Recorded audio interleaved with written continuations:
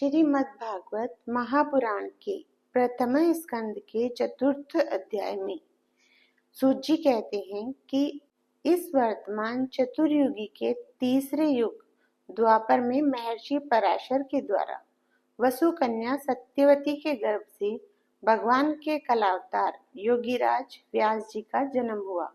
एक दिन वे सूर्योदय के समय सरस्वती के पवित्र जल में स्नानादि करके एकांत पवित्र स्थान में बैठे थे।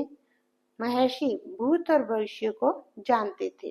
महर्षि व्यास जी मनी मन विचार कर रहे थे कि यद्यपि मैं ब्रह्म तेज से संपन्न एवं समर्थ हूँ, किंतु अब तक मैंने भगवान को प्राप्त कराने वाले धर्मों का प्राय निरूपण नहीं किया है।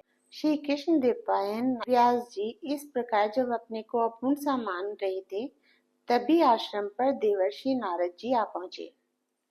शांताकारं भुजगशयनं पद्मनाभं सुरेशं विश्वधारं गगनसदृशं मेघवर्णं शुभांगं लक्ष्मीकान्तं कमलनयनं योगिभिर्ध्यानगम्यं वन्दे विष्णु भवभयहरणं सर्वलोकैकनाथम्। श्रीमद्भागवत महापुराण प्रथम स्कंद अथ चतुर्थोध्याय। महर्षि व्यास जी का असंतोष। व्यास जी कहते हैं, उस दीर्घकालीन सत्र में सम्मिलित हुए मुनियों में विद्यावयोव्रत कुलपति ऋग्वेदी शौनक जी ने सूत जी की पूर्वोक्त बात सुनकर उनकी प्रशंसा की और कहा। शौनक जी बोले, सूत जी, आप वक्ताओं में श्रेष्ठ हैं तथा बड़े भाग्यशाली हैं। जो कथा भगवान श्री सुखदेव जी ने कही थी, वही भगवान की पुण्यमयी कथा कृपा कर आप हमें सुनाइए। वह कथा किस युग में, किस स्थान पर और किस कारण से हुई थी? मुनिवर, श्री कृष्ण द्वैपायन ने किसकी प्रेरणा से इस परम हंसों की संहिता का निर्माण किया था? उनके पुत्र सुखदेव जी बड़े योगी, समदर्शी, भेदभाव रहित, संसार निद्रा से जगे एवं निरंतर एकमात्र परमात्मा में स्थिर रहते हैं। वे छिपे रहने के कारण मूढ़ से प्रतीत होते हैं। व्यास जी जब संन्यास के लिए वन की ओर जाते हुए अपने पुत्र का पीछा कर रहे थे, उस समय जल में स्नान करने वाली स्त्रियों ने नंगे सुखदेव जी को देखकर तो वस्त्र धारण नहीं किया, परंतु वस्त्र पहने हुए व्यास जी को देखकर लज्जा से कपड़े पहन लिए थे। इस आश्चर्य को देखकर जब व्यास जी ने उन स्त्रियों से इसका कारण पूछा, तब उन स्त्रियों ने उत्तर दिया कि आपकी दृष्टि में तो अभी स्त्री पुरुष का भेद बना हुआ है, परंतु आपके पुत्र की शुद्ध दृष्टि में यह भेद नहीं है। कुरु जांगल देश में पहुंचकर हस्तिनापुर में वे पागल, गूंगे तथा जड़ के समान विचरते होंगे। नगरवासियों ने उन्हें कैसे पहचाना? पांडव नंदन राजर्षि परीक्षित का इन मौनी सुखदेव जी के साथ संवाद कैसे हुआ, जिसमें यह भागवत संहिता कही गई? महाभाग श्री सुखदेव जी तो गृहस्थों के घरों को तीर्थ स्वरूप बना देने के लिए उतनी ही देर उनके दरवाजे पर रहते हैं जितनी देर में एक गाय दूही जाती है। सूत जी, हमने सुना है कि अभिमन्यु नंदन परीक्षित भगवान के बड़े प्रेमी भक्त थे। उनके अत्यंत आश्चर्यमय जन्म और कर्मों का भी वर्णन कीजिए। वे तो पांडव वंश के गौरव बढ़ाने वाले सम्राट थे। वे भला किस कारण से साम्राज्य लक्ष्मी का परित्याग करके गंगा तट पर मृत्यु पर्यंत अनशन का व्रत लेकर बैठे थे? शत्रुघ्न अपने भले के लिए बहुत सा धन लाकर उनके चरण रखने की चौकी को नमस्कार करते थे। वे एक वीर युवक थे। उन्होंने उस दुस्तज्य लक्ष्मी को अपने प्राणों के साथ भला क्यों त्याग देने की इच्छा की? जिन लोगों का जीवन भगवान के आश्रित है, वे तो संसार के परम कल्याण, अभ्युदय और समृद्धि के लिए ही जीवन धारण करते हैं। उनमें उनका अपना कोई स्वार्थ नहीं होता। उनका शरीर तो दूसरों के हित के लिए था। उन्होंने विरक्त होकर उसका परित्याग क्यों किया? वेदवाणी को छोड़कर अन्य समस्त शास्त्रों के आप पारदर्शी विद्वान हैं। सूत जी, इसलिए इस समय जो कुछ हमने आपसे पूछा है वह सब कृपा करके हमें कहिए। सूत जी ने कहा, इस वर्तमान चतुर्युगी के तीसरे युग के द्वापर में महर्षि पराशर के द्वारा वसु कन्या सत्यवती के गर्भ से भगवान के कलावतार योगीराज व्यास जी का जन्म हुआ।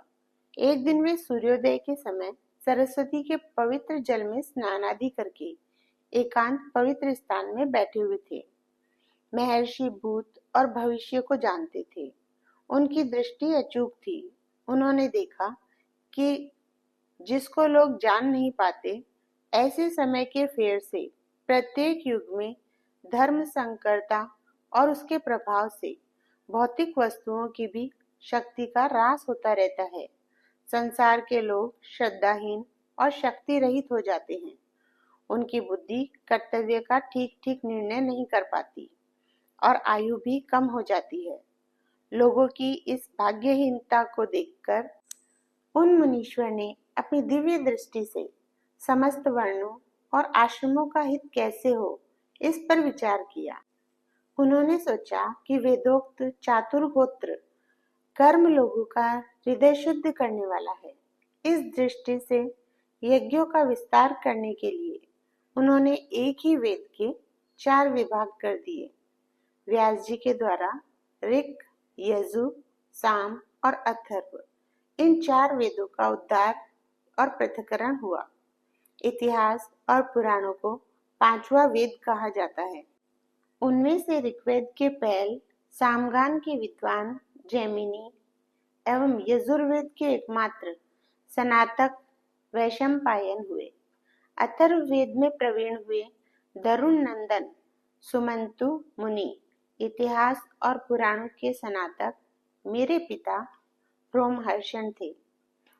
इन पूर्वोक्त ऋषियों ने अपनी अपनी शाखाओं को और भी अनेक भागों में विभक्त कर दिया। इस प्रकार शिष्य, प्रशिष्य और उनके शिष्यों द्वारा वेदों की बहुत सी शाखाएं बन गई।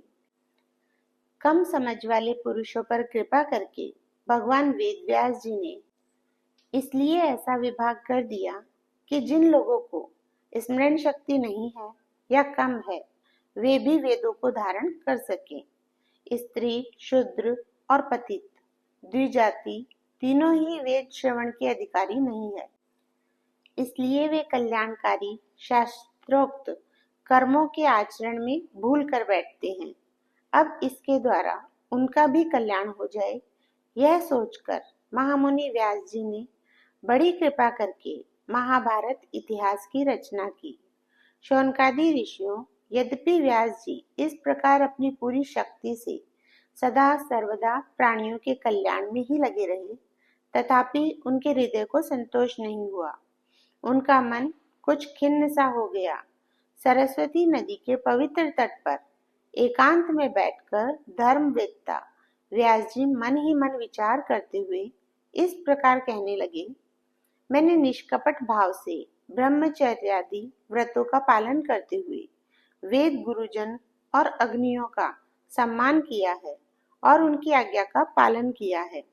महाभारत की रचना के बहाने मैंने वेद के अर्थ को खोल दिया है, जिससे स्त्री, शूद्र आदि भी अपने अपने धर्म कर्म का ज्ञान प्राप्त कर लेते हैं।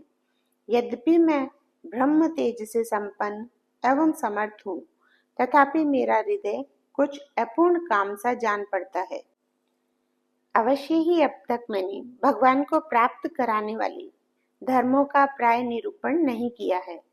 वे ही धर्म परमहंसों को प्रिय हैं और वे ही भगवान को भी प्रिय है। हो न हो मेरी अपूर्णता का यही कारण है। श्री कृष्ण देवपायन व्यास इस प्रकार अपने को अपूर्ण सा मानकर जब खिन्न हो रहे थे, उसी समय पूर्वोक्त आश्रम पर देवर्षि नारद जी आ पहुंचे। उन्हें आया देख व्यास जी तुरंत खड़े हो गए। उन्होंने देवताओं के द्वारा सम्मानित देवर्षि नारद जी की विधि पूर्वक पूजा की। इति श्रीमद्भागवते ब्रह्मपुराणे पारमहंस्यां संहितायां प्रथमस्कन्धे नैमिषीयोपाख्याने चतुर्थोऽध्यायः।